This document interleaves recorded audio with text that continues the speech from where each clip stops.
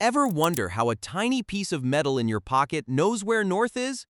Take a compass into a deep stone basement, far from any window. No sky above, no sun, no stars to guide your way, yet the little needle still swings toward the right direction. It seems impossible, a thin metal sliver with no eyes. It cannot see the North Pole from across the planet. There is no string, no hook, no fishing line from above. So what is really going on inside that little metal arrow? Most people imagine the needle is being dragged in from far away, like a magnet in the sky, reeling it in with an invisible thread. It is a comforting image, but it is also wrong. The needle is not moving across the table toward the pole. It is simply rotating in place on a tiny pin in its center. That small difference is the key to the whole puzzle. Let us look at the intuition that leads us astray first. We are taught that force equals motion in a straight line. Push a block and it slides. Pull a cart and it rolls. But a compass needle does not slide or roll anywhere. It only twirls on the point that holds it up. This is called rotation, and it follows a different rule. Now let us move on to the Earth itself. Our planet is, believe it or not, a giant magnet. Not a fridge magnet, a magnet the size of the world.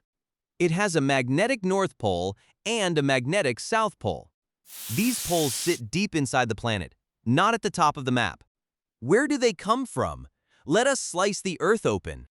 At the very center sits a solid ball of iron. Surrounding that is a layer of molten liquid iron.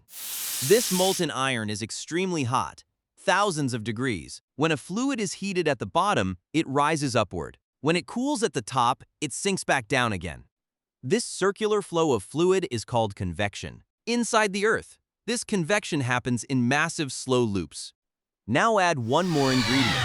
The Earth is spinning. That spin twists every rising flow sideways. This sideways twist is called the Coriolis effect. Twisting, swirling liquid iron carries electric charge with it. Any moving electric charge creates a magnetic field. This whole process has a special name, the geodynamo. The geodynamo is what turns our planet into a giant magnet. Around every magnet there is an invisible zone of influence. This zone is called the magnetic field. You cannot see this field, but it is very real. If you sprinkled iron filings near a magnet, they would line up along these curves. These curved paths are called magnetic field lines or flux lines. Earth has these field lines too. They pass through the planet. Outside, they stretch far into the space around our planet. The region filled with these lines is Earth's magnetic field. Now, back to the compass. A compass needle is itself a small magnet. It is a thin sliver of steel that has been magnetized. It has its own north tip and its own south tip. The needle is mounted on a sharp pin so it can spin freely. When you place this tiny magnet into Earth's magnetic field, something happens. The field pushes on each end of the needle, but it does not push them in the same direction. One end is pushed up, the other end is pushed down. Two opposing pushes on opposite ends create a twist. This twisting force is called torque. Imagine holding a steering wheel with both hands and turning it. The needle is not being yanked across the table. It is being twisted around the pin at its center. The needle keeps rotating until it lines up with the field lines. When the needle matches the field, it is in equilibrium. In equilibrium, the pushes balance. The needle rests. Now, here is the clever part of the story. The end of the needle that points north is the north-seeking pole. We usually call it the N pole of the needle for short. The other end is the S pole, the south-seeking pole. Here is a basic rule of magnets. Opposite poles attract, and the same poles repel each other. The N pole of the needle is attracted to the Earth's magnetic south pole, and the S pole of the needle is attracted to the Earth's magnetic north pole. That is why the red end of a compass points toward the north on your map. It is reaching toward the Earth's hidden magnetic south pole. The needle does not travel north through the air. It only rotates. The Earth, by being a magnet, does the rest. Now let us look at those field lines in more detail. Near the equator, the field lines run mostly parallel to the ground. As you move toward the poles, those lines start to curve downward. At the magnetic poles, the field lines point straight into the ground. This downward tilt has a name: magnetic inclination. Surveyors also call it magnetic dip. The dip is 0 degrees at the equator, and it reaches 90 degrees at the poles. This angle is a key fact for compass makers. Now, let us look at the compass in your hand. It looks simple, but every part has a careful job. The needle is a tiny permanent magnet, usually made of steel. It is lightweight, so it can spin with very little force. Steel works well because it stays magnetized for a long time. Materials like this are called ferromagnetic. Iron, cobalt, and nickel are all ferromagnetic. Now, the pin in the center is the most important part. It is incredibly sharp, almost a perfect point.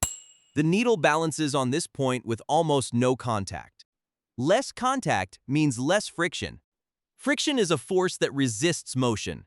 Less friction means the needle can spin with very little effort. Real compass pins are often capped with a tiny jewel. The jewel is usually synthetic sapphire or ruby. These are among the hardest materials known. Hard materials wear down very slowly, so the needle can spin freely for years without wearing out. This pin and jewel setup is called a jewel bearing. It is one of the oldest engineering tricks in navigation. But there is another problem compass makers had to solve. Remember the magnetic dip we discussed earlier? In the northern hemisphere, the field lines angle downward into the ground. So the north end of the needle wants to dip down too. If it dipped too far, it would scrape the bottom of the case. Engineers fix this with a small counterweight. The counterweight is a small bit of brass, a non-magnetic metal. It is placed carefully on the south-pointing end of the needle. Gravity pulls down on the counterweight. This downward pull balances the upward magnetic dip on the north end. The result is a needle that stays perfectly horizontal. You can see the counterweight as a tiny ring on the needle. If you travel across the equator, the dip reverses direction. In the southern hemisphere, the field dips the other way. So southern compasses have the counterweight on the north end. Some compasses have a sliding weight you can adjust by hand. This lets a single compass work in both hemispheres. Modern compasses also include a rotating ring of degrees. This lets you read exact headings, not just the word north. With all these parts, a compass is a small feat of engineering. Here is a useful way to picture all of this in your mind. Imagine the Earth's magnetic field as a giant invisible river. The compass needle is like a tiny canoe floating on that water. The canoe does not move itself. It only turns to face the flow. Just like the canoe, the needle turns to face the direction of flow. Here is another image that helps. A windsock at an airport. A windsock is a soft tube that swings to show the wind direction. A compass needle is like a magnetic windsock pointing to the field direction. The windsock swings, the needle swings. Both show the invisible flow. And here is one more image. Two hands reaching to hold each other. Every magnet has two ends, just like two open hands. One hand wants to hold the opposite hand of another magnet. The Earth is itself a giant magnet with a magnetic south hand hiding near the north. The tiny compass needle spins until its N hand can reach toward that hidden S hand. Now, a short recap of the whole story. The Earth is a giant magnet, made by swirling molten iron deep inside its core. An invisible field of curved field lines surrounds the entire planet. A compass needle is a tiny magnet balanced on a sharp jewel pin. The field does not drag the needle. It only twists it into alignment. Engineers add a counterweight to keep the needle level against magnetic dip. And that is the full mechanics behind the little spinning arrow. Thank you for watching this video. Let me know in the comments if you liked it. Don't forget to like and subscribe for more.